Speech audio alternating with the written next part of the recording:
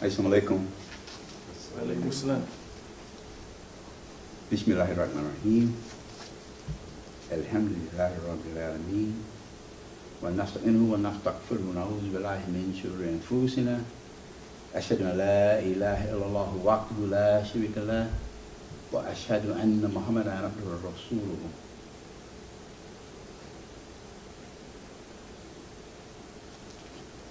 Peace and blessings only Allah can give be upon us all. All praise is due to Allah subhanahu wa ta'ala. He has no associates. All praise is due to Allah, the Lord. God sustain the law, the Lord of all systems of knowledge. I bear witness that nothing is worthy of worship except Allah subhanahu wa ta'ala, and that Muhammad sallallahu alayhi wa sallam is his servant and his messenger. Today we want to talk about wills. We want to talk about, in specific, the last will and testament, that which is designed for us when we return to Allah subhanahu wa ta'ala. Okay. A will is a legal and binding instrument instructing others what to do in the case of death or incapacitation. Now, in case of death, it's called the last will and testament. In case of incapacitation, it's called a living will or a directive.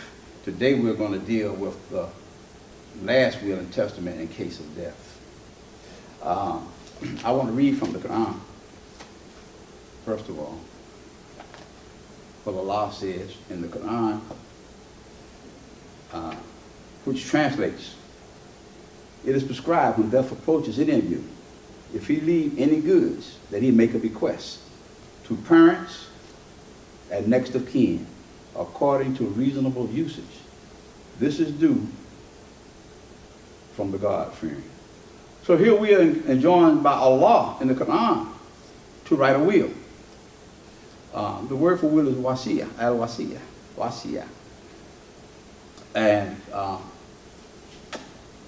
we live in, we don't live actually in a Muslim country where Muslim law takes precedent. We live in America, and each state has their laws that pertain to wills. It is not true that all you have to do is write something on a piece of paper and have it notarized, and it can be accepted as your will. That is not true. It has to meet the standards of the state. And hopefully what we'll do today and what we will do is make it meet the standards of the Quran. It has to be state compliant, and it should be, because we are believers in Islam, it should be Sharia compliant or compliant to the rules and laws of Islam. And so what I have passed out is a sample will.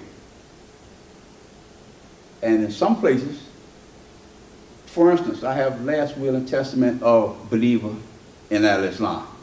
Where I say, where you see believer in Islam, you could actually write that out and put your own name there. Underneath that, if you want to, you can put Bismillahirrahmanirrahim, if you want to. But remember, it has to be state compliant in order to be recognized in court legally in the state that you live in.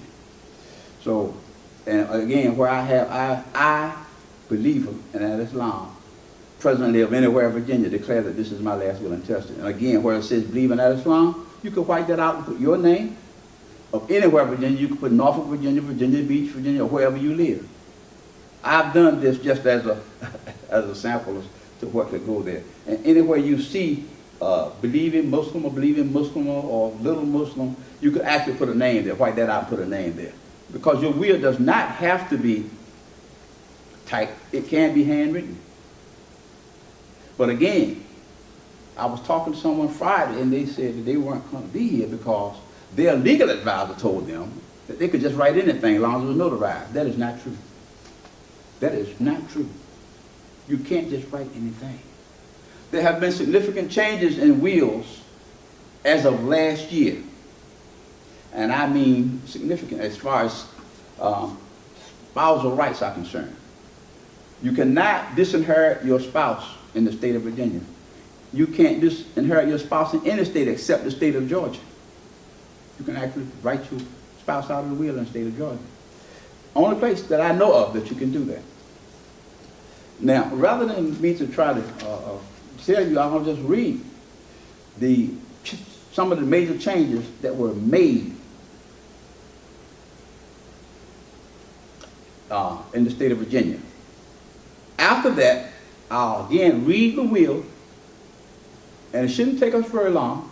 I'll read the will, go over it, try to explain it best I can, and let you ask questions or make comments or maybe corrections to me if you think I need to be corrected.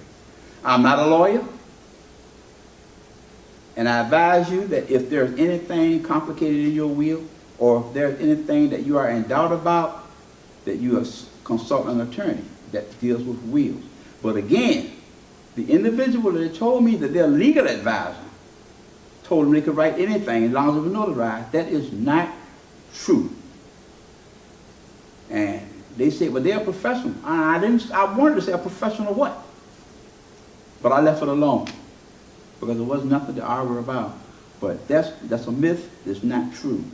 There are a lot of people who do business and want to consult people and other things, but they sometimes make a mistake in doing that. I worked in a law office from 1982, and I worked professionally. I did this professionally, and I've been doing it ever since. I don't work in law offices anymore, and again, I'm not a lawyer. And if there's anything, any questions that you have that I can't answer, or if there's anything you're in doubt about, or if there's a complicated situation that you have concerning your property, your assets, consult an attorney. Again, it says that rights of surviving spouses in Virginia undergo major changes. If you reside in Virginia, first of all, I'll start off. Common question, can my spouse disinherit me or leave me out of the will? And say, if you live in Virginia, the answer is no. Okay.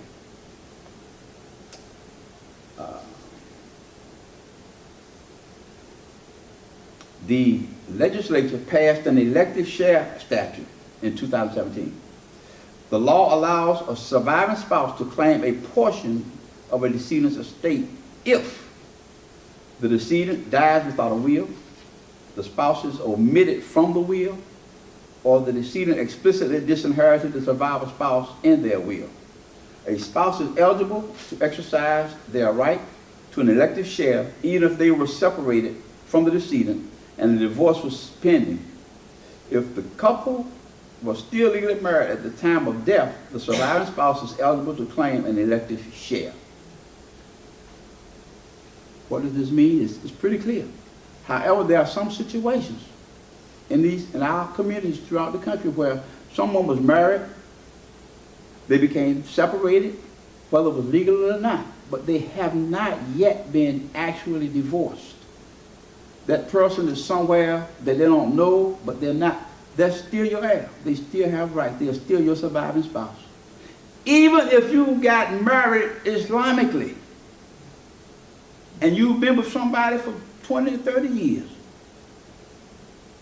that's not recognized by the state of Virginia. The person that you were married to legally in that state, they're still your surviving spouse. So that's a matter that each individual would have to take care of on their own by filing for a divorce.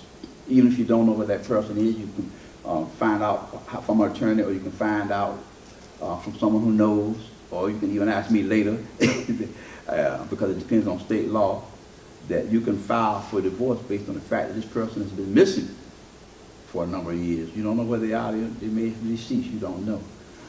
But you need to take care of that on your own. We're going to ask questions in a few minutes. Take your notes. That's why I take your note on the back. That's why I say I provide the paper right on the back of this.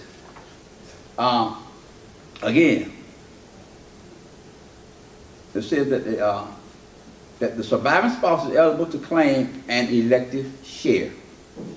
For over 25 years, the law in Virginia allowed a surviving spouse to elect to claim 1/3 of the decedent's estate if the decedent was also survived by children or other descendants, or half of the descendants' estate if the decedent was not survived by children or other descendants. Okay, I won't read all of this. Of the decedents. Now, that's true. A surviving spouse was entitled to one third of whatever was left. That's changed in the new law. And they were tied to a half if there were no children. And that was half of what they had. Big changes to elective share status. In 2017 and going forward, what a surviving spouse is able to receive under the elective share statute will be quite different from past years. For example, Virginia Code 64.2-308.3 was amended to remove the distinction of whether a descendant was survived by children or descendants. The elective share a surviving spouse can claim is now set at 50% of the marital property portion of a decedent's augmented estate, regardless of whether the descendant left other descendants besides the surviving spouse. Okay, we're going to get to what that means. This means that a surviving spouse could elect to receive 50% of a decedent's estate, even if the decedent is survived by multiple children and other decedents. The amended elective share statute, specifically Virginia Code 64.2-308.4, now incorporates the length of the marriage as an influencing factor in the percentage a surviving spouse can elect to receive. The surviving spouse is entitled to increasing percentages from the 50% elective share based on the amount of time they were married to the decedent. That's a big change. That's a big change. It doesn't matter how many children you have, how many other people you have, how many people you give something to. The spouse is entitled to 50% of everything before you even do that. That's a lot. Now, what would I suggest? This is personal. If you have something that you want to give to your children, set it aside and give it to them. Because when you die, you can't set nothing aside and do anything. The state, even if you write it in your will, it doesn't matter. Because the law of the state will take precedent over everything that you write. Even if it's Sharia compliant to the laws of Islam, the state has precedence over that. Maybe not in our hearts and minds, but when they start digging in that bank account and that property that you own, they have precedent over that. Okay. In addition to changing the percentage of an estate that can be claimed by a surviving spouse and factoring in the length of marriage, the amount of estate assessed is also taken into consideration. In 2017, the decedent's augmented estate will include not only the decedent's property and non-probate transfers, which is gifts, but also the surviving spouse's property and non-probate transfers. This is a major shift in the policy rationale behind elective shares. Before 2017, elective share principles were largely based on a support theory, where the Virginia legislature wanted to assure that a surviving spouse would not be left destitute and in poverty when a spouse passes away. Considering the vast majority of families now have two parents working full-time, it seems appropriate to reform elective share given new social dynamics. The rationale behind the updated 2017 elective share law is a partnership theory that views marriage as an economic partnership rather than one spouse being wholly dependent on another spouse for survival. Now, we know this is not according to the Quran, but this is something that has to be complied with for the state. When we pass and leave no will, and even if you write it in the will, you can't write out the law of the state that you're living in. I'm going to say this again. Even if you write it in your will, You can't write out the law of the state that you're living in that applies to wills. So this is very important that we understand what to put in our wills, how to handle our property and our funds now while we're living. Okay. Okay. There are 3 allowances that a surviving spouse can claim after the death of a spouse. One is family allowance. They can claim for a family allowance. They can claim exempt property allowance, and they can also claim a homestead allowance. The new law allows surviving spouses to claim all 3 allowances while maintaining eligibility to make an elective share claim. This is money and property they can claim before all of this stuff is even finished, before the will is even probated, or before it's finished being probated, because they have to be taken care of. So they can claim. Okay, what this means to you? Let me say this. What this means? If you and your spouse have estate plans, schedule a time to speak with your estate planning lawyer to discuss the ramifications of the amended elective share status. If you do not have a plan, but are thinking about the future and the level of protection you have in a sudden loss, if a sudden loss occurs, again, the best strategy is to schedule time to speak with an experienced estate planning attorney. Now, actually, all this is new. Even the lawyers are scrambling to get this right, because they've been doing it so long for all this year, and then last year they made changes. The legislature made changes in the state of Virginia as to what a spouse is entitled to. There's also, they have briefly give you, this thing is 25 pages, so I'm not going to read it all. I'm not going to attempt to read it all. I have the law that was put up in 2016 legislature, and it was approved in 2017, what I just read. But all the details, you can go online and find it online pertaining to wills.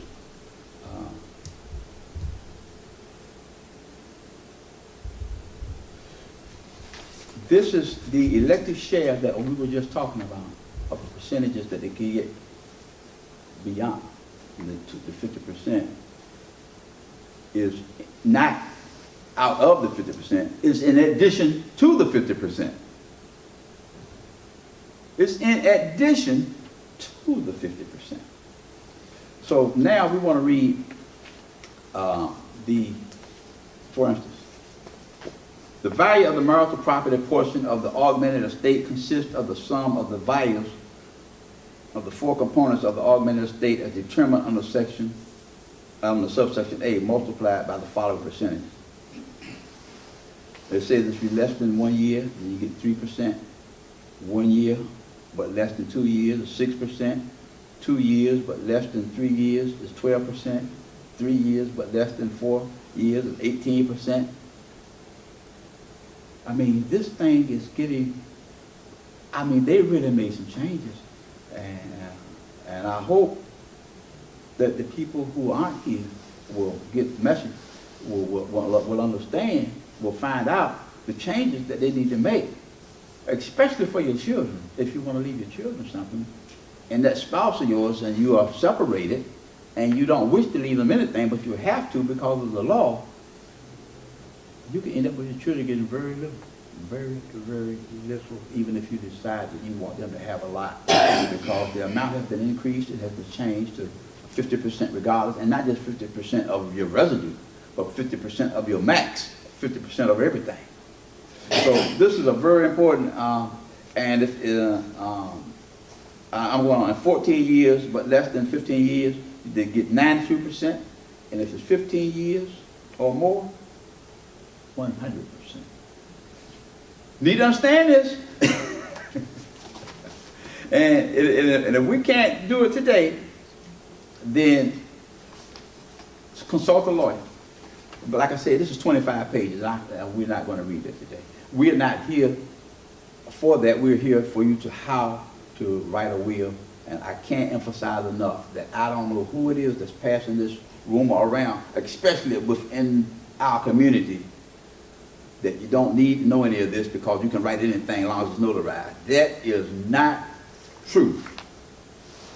And if we follow Quran, it tells you when you hear something like that, seek knowledge from those who know. So that's not true. Again, I'm going to read the handout now, starting from the very beginning. Okay. Last will and testament of believer and Islam. I use my own name. Last will and testament, I'm going to put my name in where you can fill in. Last will and testament of Latif Rashid. Bismillahirrahmanirrahim. Again, you can add that in if you choose to. Because like the prayer, and some people, when they lead in prayer, you'll hear them say Bismillahirrahmanirrahim before they say Alhamdulillah Rabbil Alamin, and sometimes you won't hear them because they're saying it within themselves. So if you choose to put it on your will, you can put your Bismillahirrahmanirrahim. The main thing in the will that we present is that it's state compliant. That's the main thing physically. The main thing spiritually, and within us is that it's Islamically compliant also. That comes first. But I'm talking about to have the state accepted. It has to be state compliant. Okay, preliminary declarations. Prior wills and codicils. I revoke all prior wills and codicils. Does everyone know what a codicil is? Okay, thank you, brother. Codicil is a document that modifies or changes a will, for an existing will or a prior will. For instance, you already have a will, but you want to change something. You want to change the amount that someone gets, or you want to add somebody in that receives something. You can write a separate document and like an addendum to something and say, I devised that so and so is in my will and they get such and such a thing. That's called a codicil to the will. But when you write a new will, then it says, I revoke all prior wills and codicils. You revoke the will and you revoke any addition that you made to that will or any changes you made after that will. I can't put my name in here. I'm married to such and such a person. Current children. I have the following living child or children. Selena D. Harris and Latifah R. Rashid. They're my children. Okay. The term child or children as used in this my will includes the above listed children and any children of mine that are subsequently born or legally adopted. Because if you have sometimes with younger people, they make a will and they have children after the will. So they have to be added into the will. Executive. Definition. The expression of executive used throughout this will includes either the singular or plural number or the masculine or feminine gender as appropriate, wherever the fact or context so requires. The term executor in this will is synonymous with and includes the term personal representative and executrix. Whether it's a male or man or woman, or use personal representative. Now, another thing about writing that will, choose someone that you trust almost with your life to be the executive. Because this is the person who will see that everything is carried out according to your will, except where the law prevents it. This is somebody that you have to trust. Because your spouse, even your spouse's estate, if it's not your spouse, your children, they're at stake. So make sure that the executor, your personal representative or your executrix, make sure that individual is someone trustworthy, that they're proven the test. I don't care about the other characters about them. One thing you know about them, you can trust them to do what they say they're going to do or to do what you ask them to do. That's the key. Okay. Appointment. I appoint my spouse. Believing Muslim, your spouse, whoever your spouse's name is. And it doesn't have to be your spouse now. I appoint, okay, where it says my spouse, believing Muslim, and believing Muslim, I appoint Ishmael and Aziz of Norfolk, Virginia, to be my executors, and this my will.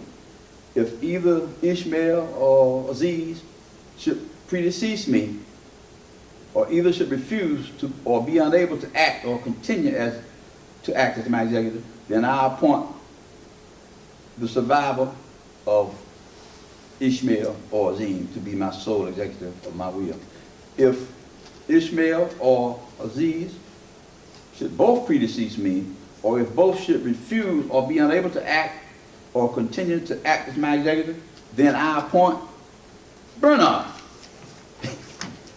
of Chesapeake, Virginia, to be my sole executor. This is my will in the place of in place of Ishmael and Aziz. No bond or other security of any kind will be required of any executors appointed in this my will. Powers of the executive. Now I'm not going to read all this because you can change this if you should. Powers of my executive. I give and appoint to my executive the following duties and powers with respect to my estate. A, to pay my legal enforceable debts, funeral expenses, and all expenses in connection with the administration of my estate and the trust created by my will as soon as convenient after my death. If any of the real property devised in my will remains subject to a mortgage at the time of my death, then I direct that the devisee taking the mortgage property will take the property subject to that mortgage, and that the devisee will not be entitled to have the mortgage paid out or resolved from the remaining assets of the residue of my estate. What does this mean? You've given the executive permission to give your house to somebody. Maybe you got more or your property. Maybe you got a lot of houses. You know your wife is going to have rights to a house, but maybe you have some other houses. Maybe even after that 50%, there's some other houses left. So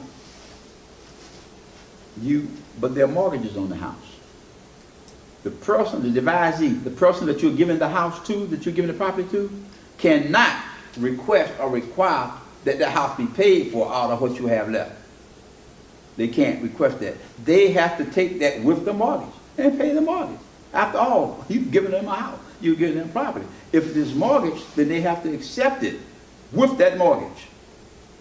The mortgage is not to be paid out of the money that you have left or that you are giving to someone else.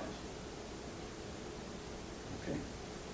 Now, we're going to do something different. Now, if there are questions in between this right now, has anybody got a question or anything you can bring up? Yes. I thought when you filed, make a will, you filed with the court also. No, sir. You cannot file with the court, but you can lodge it with the clerk of court. There's a difference. If you go downtown, and this has happened, if you go downtown and say, I want to file my will, you say, we don't file wills here. And the person, they won't even tell you because it happened. We dealt with that a few years ago. They won't even tell the person, you can lodge it. They told the individual, you don't file wills with the court. What's the difference between lodge and file? Because when you file something in court, you put in a legal document, and when you're filing something, the court is responsible to have a hearing. For instance, if I file something against you, they got to call you in court. You understand what I'm saying? Or there's a proceeding. If you lodge it in court, they just take it and they keep it and they have a place that they put it. That's the difference between filing. When you file something, it requires the court to do a lot of processing, procedures. In other words, say if I file a restraining order, then they have to notify you that a restraining order is against you. There's a procedure, there's a process behind all of these things. But the word filing leads you to believe that a legal act has taken place in your behalf or because of you. And that's not true. Because even though you lodge this will, when you go to probate this will, they may find out that it ain't no good. Probate means when you take it after the death of that person and you take it to court so that they give you a letter testamentary. Now, see, you done got me something I didn't want to get into, but a letter testamentary is once you take that to the court, they will give you a letter stating that you are authorized to act on behalf of this person. Because as we get along, an executive has the right to open and close bank accounts, to sell, or to improve property. It's a wide range, you see. So the executive will have to have a letter from the court. You just can't go in there and say, my name is Latif Rashid, so-and-so died, I'm taking over. Oh, I have the right. No. Where are the court papers? Show me something from the court. They call a letter testamentary, which is not in here. Because that has to do with the executive. Jack? Okay, my lawyer gave me something like this. Mm-hmm. Just had to fill in all the accounts and everything. So when I take it back to her, she must go lodge it with the courts of Virginia. She may not. She's going to send you back a completed copy for you to come in the office and sign in front of a notary, and with witnesses, with 2 witnesses and probably a notary. That's probably that's the way we would do it. We would give them a form to fill out. We would take the fill out form and do the will, and then after we did the will, we would have the person to bring 2 witnesses who are not beneficiaries. Glad you said that. We're not executives of the state. Right. Oh, okay. No, the executive can be a witness if the executive is not a beneficiary. If they're not a beneficiary, you can be a witness. The executive can be a witness. But if the executive is also a beneficiary, can't be a witness. Okay.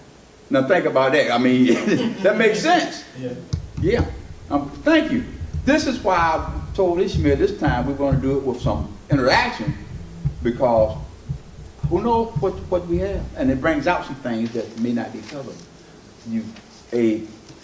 Not only can a beneficiary or the spouse of a beneficiary cannot be a witness.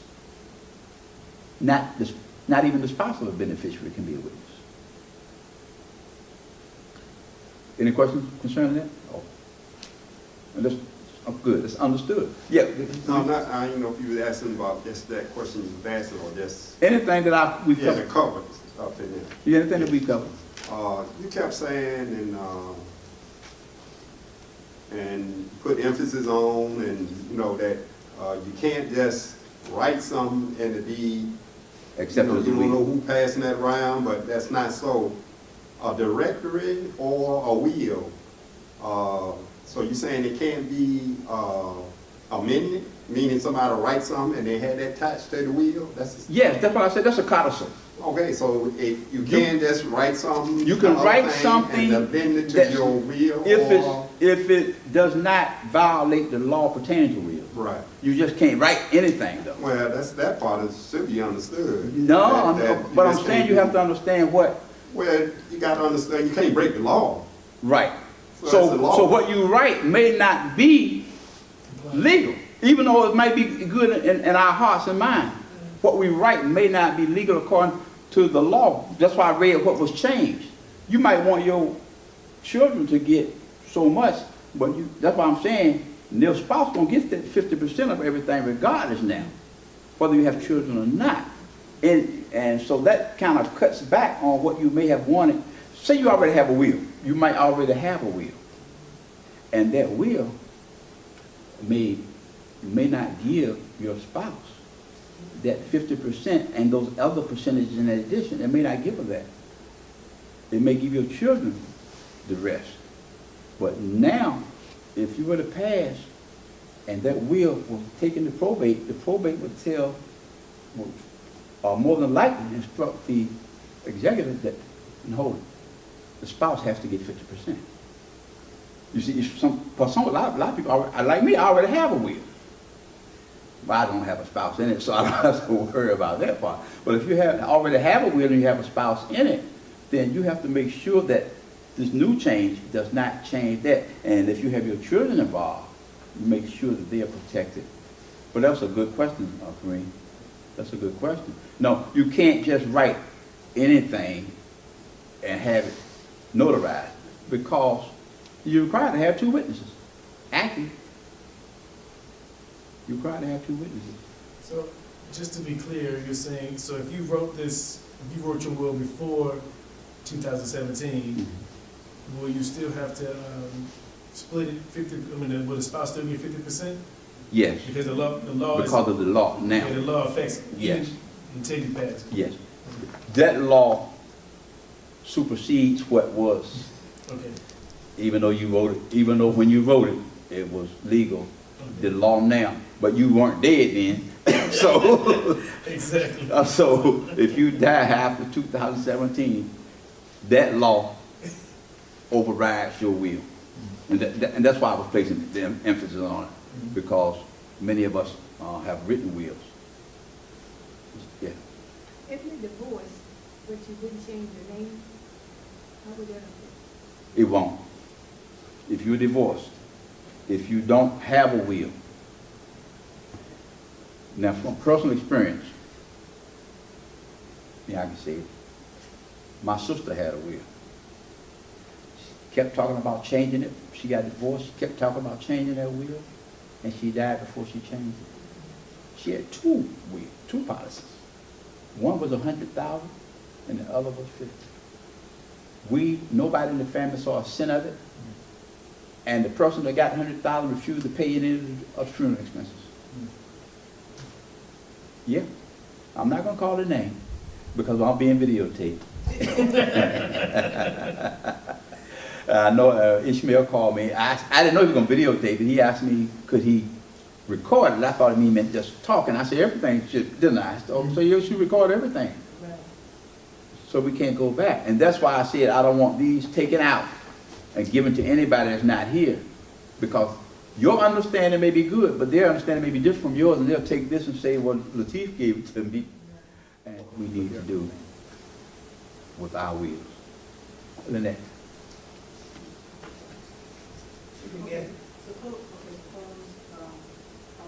only in the state of Virginia, same or all states? This one I'm saying was just the state of Virginia. This changes pertain to the state of Virginia. Other states you would have to go with that state's law. Now, as far as the witnesses are concerned, I believe, unless that's been changed recently, that all the states require 2 witnesses. And only the state of Georgia, you can disinherit your spouse. The only state. And don't everybody get trying to move to Georgia. Ishmael. So some people get married Islamically and then get married legally. How does that pertain to, like, you write the will, or that? If you write a will and you leave that, you put that person's name in as your spouse, most states will accept that. And you have, remember, you have 2 people who witnessed it. They witnessed it that it's your spouse. When you're a witness for something, you need to be careful what you're a witness to now. You witnessed that that was the person's spouse also. So, some people call it common law marriage. But you've left that to that person. You've lived with them as your wife. They've been dedicated to you as your wife. That's what it would be understood that have happened. Even if they haven't, it would be for you to leave them as your spouse. However, I'm glad that's another thing. I said, if you were married and you've been separated for 30 years, and for some reason you couldn't get a divorce from that person, or you didn't get a divorce from that person, maybe because of finance, circumstances, whatever situation. You haven't even seen them in 30 years. You don't even know where they are. They still get that money or your property. Yes, they do. That was this personal experience I just spoke about in my own family. Yes. In my own experience, is that you know, and I only thank Allah, subhanahu wa ta'ala, that we were able to take care of it. Jackie? This is real hypothetical. You know, some communities, they have more than one wife. But the first wife is normally a legal wife. And what happens to those sisters if their man dies? In some states, they out back. When I say out back, I mean they don't get anything. And then again, if they contest that, then some states may recognize that. Now I say may recognize that. If that's the chance you want to take. But remember, in Islam, if a man can afford to have that many wives, then he should give them a dowry that will protect them regardless. And if he can't give you that dowry, it's on you. That's a decision you made, an uninformed decision maybe. That's a decision you made. Because remember, you just don't go marry 4 women because they'll marry you. There are circumstances and situations in which this happens. In the time of Prophet Muhammad sallallahu alaihi wasallam, and I'm not trying to give a goodbye here, they married, remember, people were fighting against al-Islam. There weren't enough men. And so you couldn't just leave the widow of a believer who helpless or open, so you could have more than one wife. And even today, I believe women outnumber men 4 or 5 to 1 worldwide. And so legally, spiritually, and not for lustful reasons, you could have more than one wife. And it was good that you would be willing to take care of the widow of the deceased, of your deceased brother.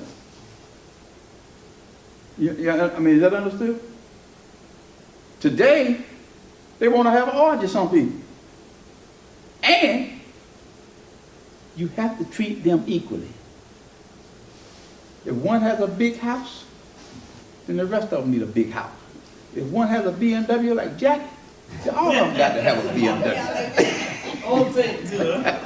even though Jackie may have bought her own. But if you buy one and the other one say, I want a BMW too, you say, I can't afford a BMW, then you can't afford me. I'm just saying you have to be equal, treat them equally. If one has a car, you have to buy a car for all of them. And a car that's equal, or a house that's equal, maybe not the same thing. If you're giving one $1,000 a week, you get all of them $1,000 a week. And if you're taking care of the children of one, you take care of the children of all. That make you think again about taking on them 4 wives. That's what happens. A lot of people don't read it wise and read that part. Yeah, they read that part. They read. Thank you, Wally. You're right. So, and that's usually the question that the sisters ask. The brothers don't never ask that question. But we want to keep things here. We only have a little bit of ways to go. Right. Yeah, Kareem. You infinitive was made instance that in that case, the sister be out back. At the point that a brother take on another wife, as he, at that point, acquire properties and it's in joint name of the other sisters he take in, that's protected under the law, because even what you read something as a partnership, it will be covered as if he acquires something and that's in the other sister's name. Well, that's what I said. Yeah, well, I made that clear earlier. Well, I was Yeah. just saying, but you was... She's out back as far as the will is concerned of things that are not her your residue. And I understand, but you had said a sister will be out back. Yeah. If they acquire, they have names on certain things as he acquired that sister. But that's dowry. That's like dowry. If you do it. Right, I've said that. Okay, let me explain it. A dowry is what you give her that's Up hers. front. Most times you still think a dowry In is up advance. front. Huh? Up front. Yeah, most times that's something up front. Yeah. But as he acquire property and he's married to a certain sister, that sister get her share of that. Yeah. If he put her name on it. Yeah. Okay, let me go back. And I think you can run this back. Anything that he's given her, that's not taken from her. We were talking about what's left in the will after that. If she's not mentioned in the will, a spouse, we were talking about what's left as a spouse in a will. Jack, the question, what is you, Jack, ask the question? She was asking about if you have more than one wife, as far as the will is concerned, not property that she already has, but as far as what's in that will, as far as what the spouse gets. See, the other stuff doesn't have to be in the will, she already has it. She's talking about what's in the will as far as the spouse getting 50% of the will. The spouse that he's legally married to, and most likely in most states, would get that. You can't take back what somebody's already given somebody. Yeah, I understand what you're saying. You're saying, what Kareem is saying is that the man may have had more than one wife, and as he went along, he put her name on things. Right, That's already hers. right. But what Jackie was asking was a different question, as far as what his residual, what the other stuff that he left over, like in his bank accounts, his insurance policies, where those names aren't on. You were asking what happens to that. Is that right? Right.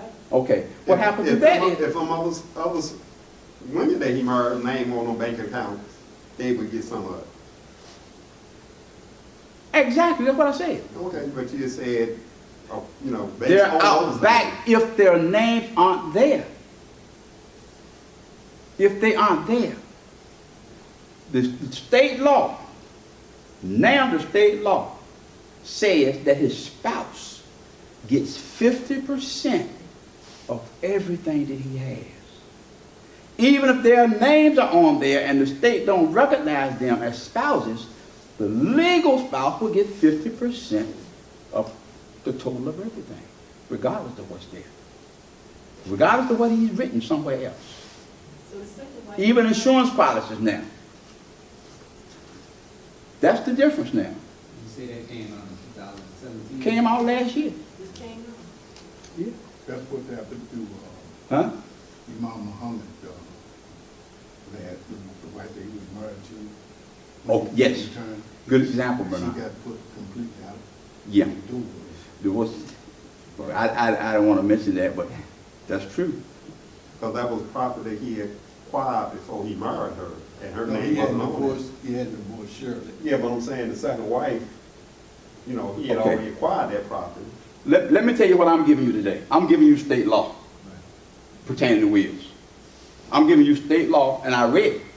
That from the, you can go online, 2016 session of General Assembly, what the legislature passed. This is what I'm giving today, that this new law changes that.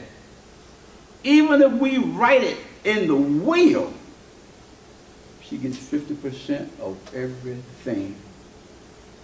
Do I agree with it? It don't matter. It doesn't matter. Because when a will is probated, that's what's going to happen. It's new, and like I said, and because this is out now, and if we have some problems with it, we need to consult an attorney who deals with wills. But what I'm giving you is state law. How about the reversal? What reversal? If she died, It's what, spouse, the same thing. It says spouse. It doesn't say your wife or your husband. It says your spouse. A spouse is the person that you were married to, whether it's male or female. It is. The reversal is the same. If she passes, you get 50%. Yeah. but generally in society, if she died in male, he takes it all. If he want to give up something, he gets it. No, sir, that don't work. Oh, yeah, I know what you're saying. That's the male. Yeah. That's the Yeah, by law, the state law says the spouse gets 50%. Yeah, the male can't get it all. Now check this out. 50% is half, is that right? Right. 50% is half. So I'm like, all right, if my wife died, my children can come demand some of my house that I live in? Yes. Say the children, that's a good question, good mention. Mention your children. We haven't gotten to it yet, but I was getting ready to get to it. Mention your children. And we did mention the children here, but mention your children. And the Quran says, again, something that nobody has said yet. When I first read in Ayat 2, 180,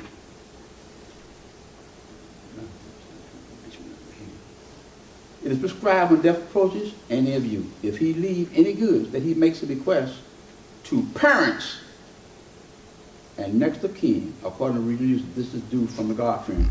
What about your parents, if they're alive?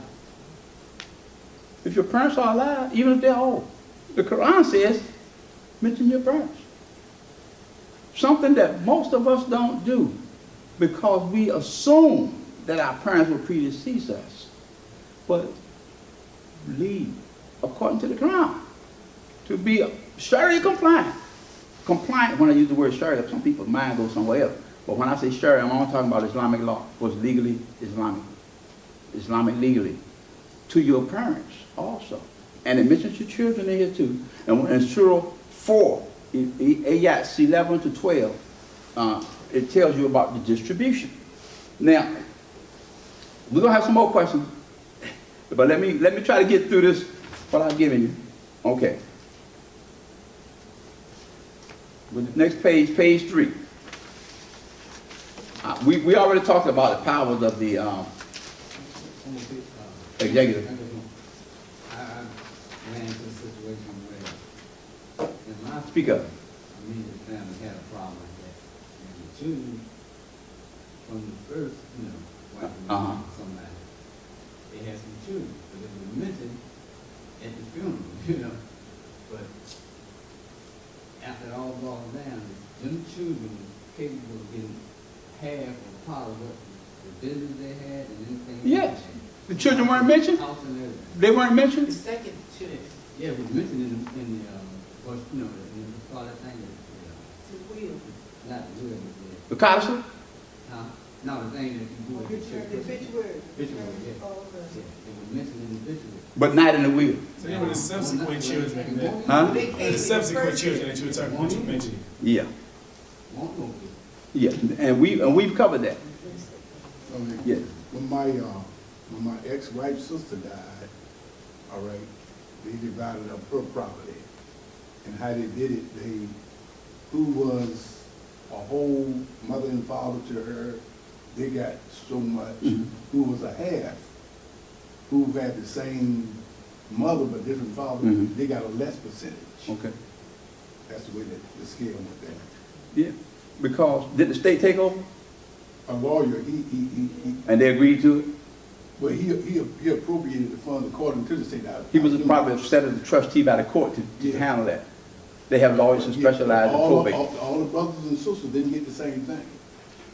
They have, like I said, I don't know what the will said, if it was a will. There wasn't no will. So the probate court That was the takes, state. right, he died what they call intestate, with no will. The Yeah. state takes over and they will appoint someone to, a lawyer who knows will. They will appoint someone to What distribute. I'm saying is that those who had the same daddy to their mama, they got more, and those who, they all had the same mother, right? Mhm. But they had different fathers. That's right, but, her father, if her brothers and sisters had the same father as her, she got more. They got this equal, but the ones who had a different father was still her sister or brother, they got less. Okay. Okay, we're talking about what was probated, what was not Islamic, and what wasn't written. And this is the reason that we should have a will. Okay, again, we're going to have more questions. Tell you the truth, I like it. I like the questions that are being asked. I like the comments that are being made because sometimes you don't, it answers other people's questions too. And it makes us aware of what we need to do to protect our loved ones. Like I said, we've talked about the appointment of the executive and and the powers that they have.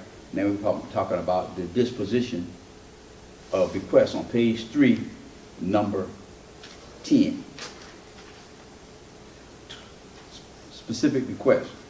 To receive a specific bequest under this will, a beneficiary must survive me for 30 days. Any item that fails to pass to a beneficiary will return to my estate to be included in the residue of my estate. All property given under this will is subject to any encumbrances or liens attached to the property. My specific request are as follows. Okay, I just put, I leave to masjid in Virginia, with the Charter of Law registration number 123 for their own use, absolutely the following, $10,000. That's just if you want to leave somebody something. Now here you can also list your kin that you want to leave something to. You list your parents right here, because you can list your parents and you can list your kin right here. I see people writing, so all right, I'll wait. I have a question. Request a beneficiary is, can you edit it if in the case of their death, you could appoint, somebody else? Yeah, if you go back to page 1, Just on the first page. on number 6, If we're really saying me or Brother Kareem or Bernard, if I had these two brothers as my executors. That's what they're saying. Uh-huh. Okay. And then on page 2 at top, I said, if they can't do it, then I had Bernard. That's the third. Yeah, and this is why we're doing this, so we'll understand that, and this is why I don't want this passed out to somebody that's not here, because people here who are asking questions and making comments, and like what Kareem said, before last year, what he was saying was good.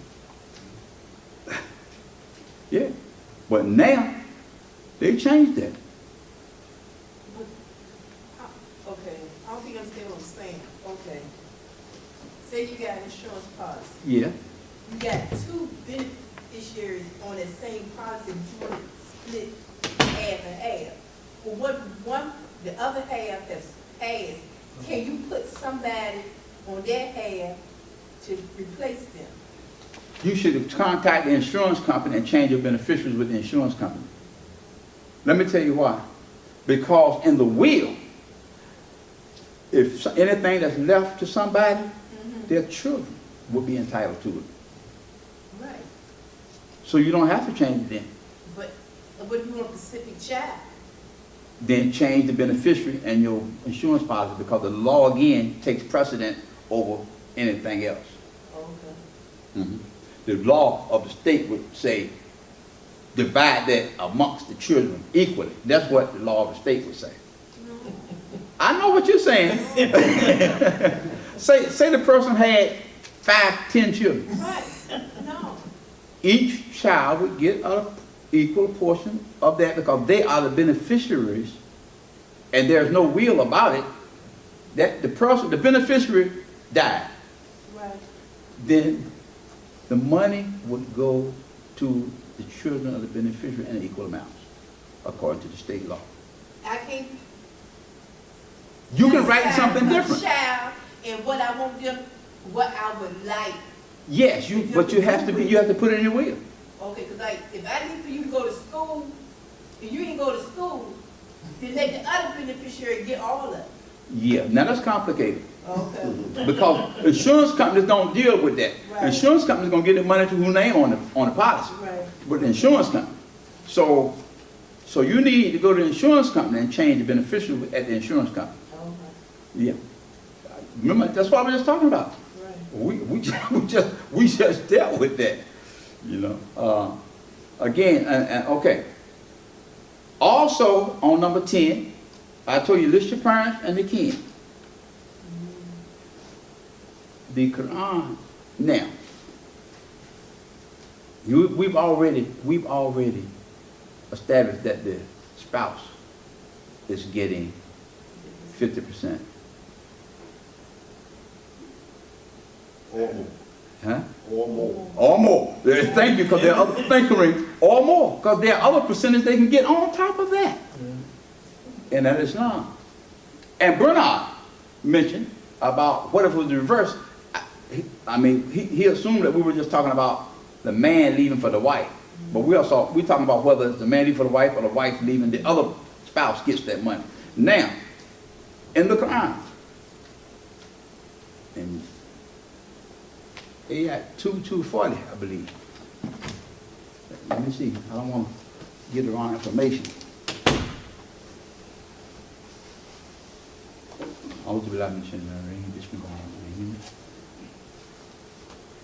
This translates, those of you who die and leave widows should bequeath for their widows a year's maintenance and residence.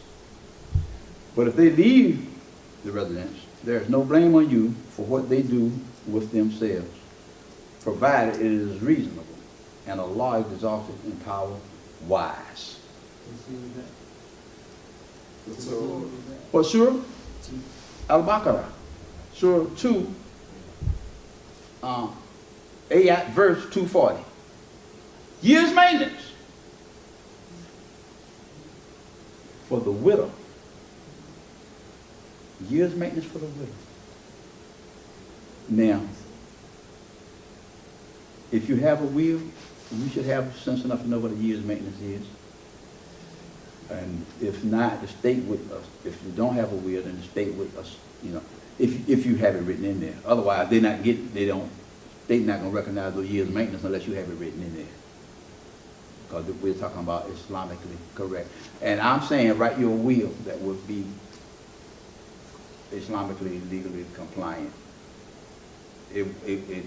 Otherwise, the state, you can't just assert that later. It has to be in your will. Okay.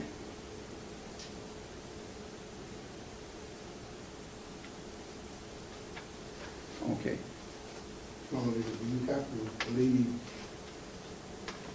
any of your children, can you exclude out your will? So I can speak up. If any of your children you can exclude out of your will? You can leave your, yes, but you have to mention them.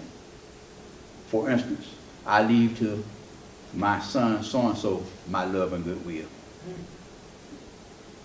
Now, I don't think he would consider it love and goodwill if you left him out. But, for instance, some of your children, you've already given money to buy a house or to help them out. And so you want to be fair with the other children that you haven't done this with. So they've already, so to speak, gotten theirs. I'm just saying that would be one reason that you might want to do that. But I'm not advocating. But you asked that question, Kareem. legally, he could say, I bequeath that person $1. So that person not left Right. out, but Yeah. they get the message. Right. Right. Well, yeah, he can do that too. But he doesn't have to leave him even $1 if he don't want to. But let's follow Quran then. Say leave something to your kin. That's your kin. And that's your job. But if they're irresponsible, if they've been irresponsible and you know they're going to mess it up, then that's your decision. Or for any other reason. But you're right, Kareem. Yeah, you can leave them $1. Somewhere in the Quran But- mentions that? Huh? Somewhere in the Quran mentions that? Yes, sir. Yeah. Yes, sir. Read 4 in the Quran, Surah An-Nisa, the women. Surah 4, ayats 11 and 12. In fact, we'll read that ourselves. In fact, we'll read that right now. Thank y'all. That came to mind. I have it in here.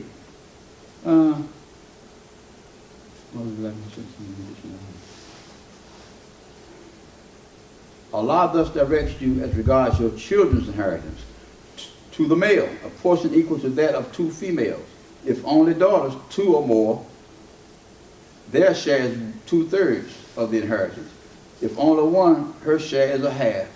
For parents, a 6th share of the inheritance to each. If the deceased left children, if no children, and the parents are the only heirs, the mother has a 1/3. If the deceased left brothers or sisters, the mother has a 6th. The distribution in all cases is after the payment of legacies and debts. You know not whether your parents or your children are nearest to you in benefit. These are several portions ordained by Allah. And Allah is all-knowing, all-wise. In what your wives leave, your share is a half. If they leave no child, if they leave no child. But if they leave a child, you get a fourth after payment of legacies and debts. And what you leave, their share is a fourth. If you leave no child, but if you leave a child, they get an eighth after payment of legacies and debts. If the man or woman whose inheritance is in question has left neither ascendants nor descendants, but has left a brother or a sister, each one of the two gets a sixth. But if more than two, they share in a third, after payment of legacies and debts, so that no loss is caused to anyone. Thus, it is ordained by Allah, and Allah is all-knowing, most forbearing. This is what we have to go with as believers in Islam. Whether we like it or not, we might be thought we were mad with our children. And that would include me. But we have to be obedient to Allah. Yes, sir. Yes, sir. Is there, I used to hear stories about people coming up as a will, maybe a year, 5 years later, and it turns out that they didn't get no share, or if they didn't have a will per se, and somebody comes up 5 years later and be like, hey, I didn't get nothing, or what happened to this, it should, can somebody come back later on? Is there a time period that if they have a will, if they don't have a will, that somebody can come back and be like, okay, why I didn't get whatever, because people be fussing over stuff. If they have a will, and they left the person out, the person can come back and claim something later if there's anything to claim. That would depend on the courts. Yes, you can come back later on and say that you were left out. If there was no will, then the court, the probate court, the records, it's a lot going on, man. You can find out if a person has children or not. And in what I've given, there's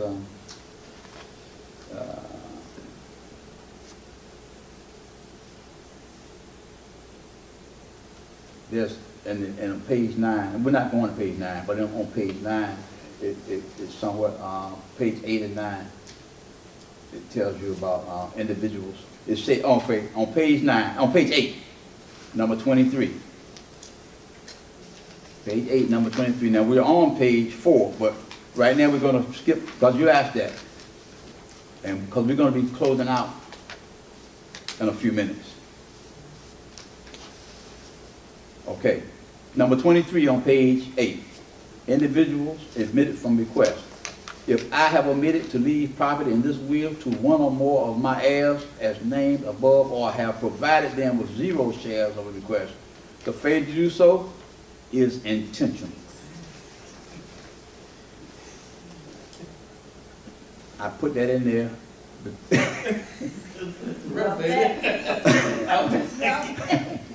I meant to forget you. Yeah, I mean, that covers it. That covers it. Daddy, want you to have that. Yeah. Exactly, it's intentional. I didn't forget you. Now, wipeout clause on page 4. We're getting ready to close out. On page, because I don't mean to hold y'all hostage here, but You're supposed to explain all of this. my intent was to give you something that you could take Okay. and use legally in the state of Virginia to do your own will. But like I said, if you have complicated matters, you own a lot of property, you got a lot of money, and you got people you wanted to go to, consult an attorney. But for the average will, you can use this and use it. Okay, on page 4, number 13. If my spouse is not living on the 30th day following my death, I direct my executor to divide the residue of my estate into as many equal shares as there shall be children of mine, then alive at my death, subject to the provisions hereinafter specified, and to pay and transfer one such share to each of those surviving children.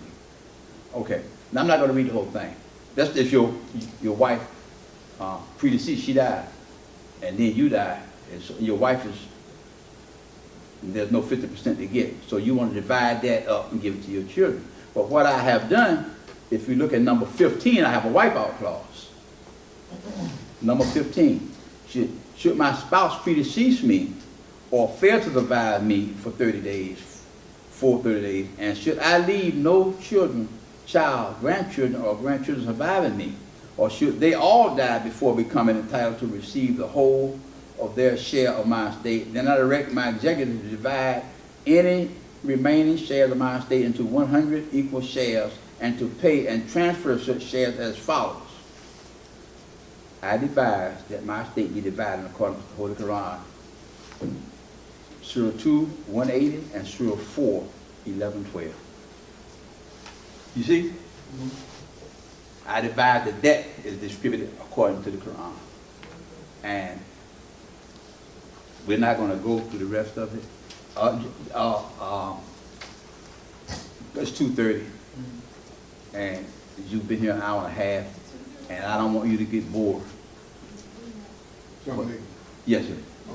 How about kid, I understand you said, that's your, how you can word that, not to exclude. Your children and your adopted children. Yeah, but I'm talking about when you have certain kids that mean you harm. We just said that, what was that, page Yeah. 23? You don't want to leave them there? Don't leave me. But then don't. Leave one out.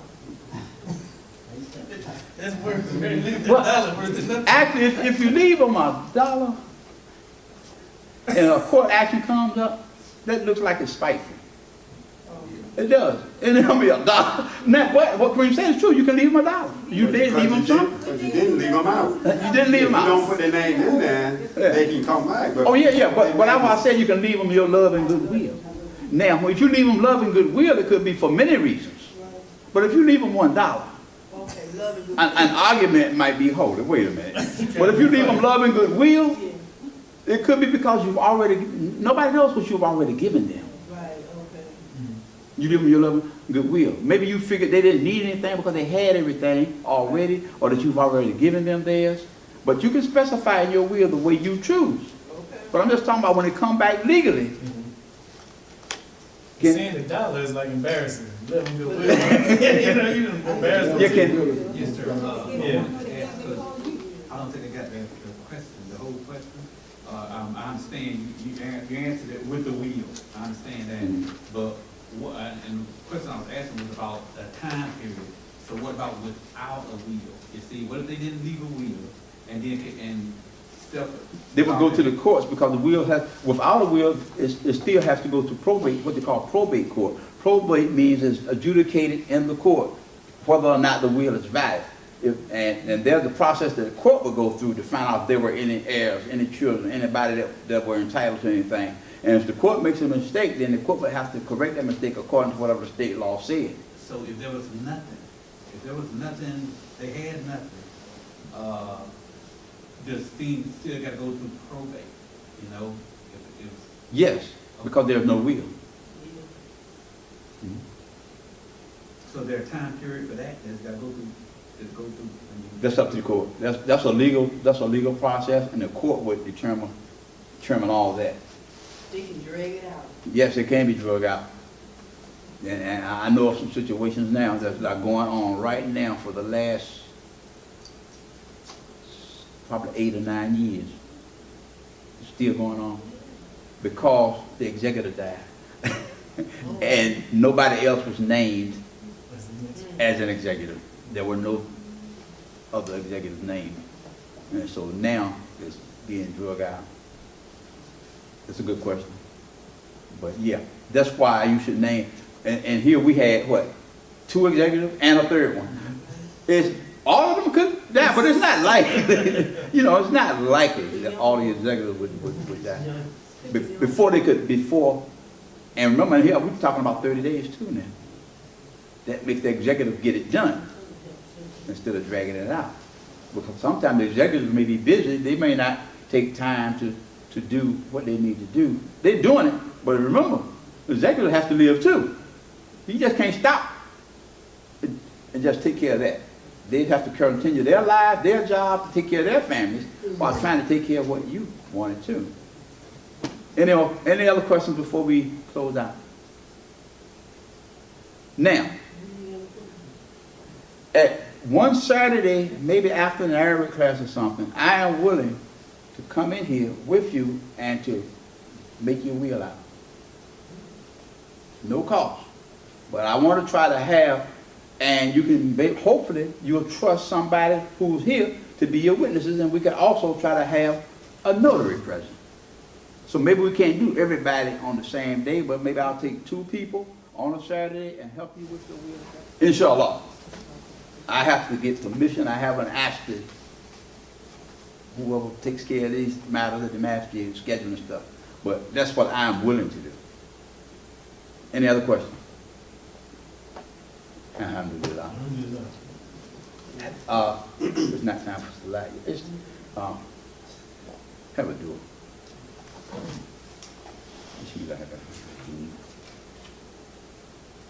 Oh Allah, grant us peace and understanding, direct our way, bless us to obey you and your prophet and messenger. Ameen. Go in peace. Please give me the copies that were left over. Please don't take them and give them to nobody. Because as we see, we had some questions here. And so if you hand it to somebody, they probably got some questions too. I don't mind giving somebody. Uh-huh. The form, like Lawyer gave me, because hers is more extensive, where she basically want the account numbers. So when I died, if he ain't gotta go with what bank you went, it'd be everything listed. Right, and you should list that. That's what I'm saying. List those things. What goes Bank to? account and who left on it and all. I leave the money. Somebody like you, Jackie, I don't know if there's enough room for to put all the bank account, but. So you can use this here as a guide. You can use that as a guide, and it'll pass in the state of Virginia. Inshallah.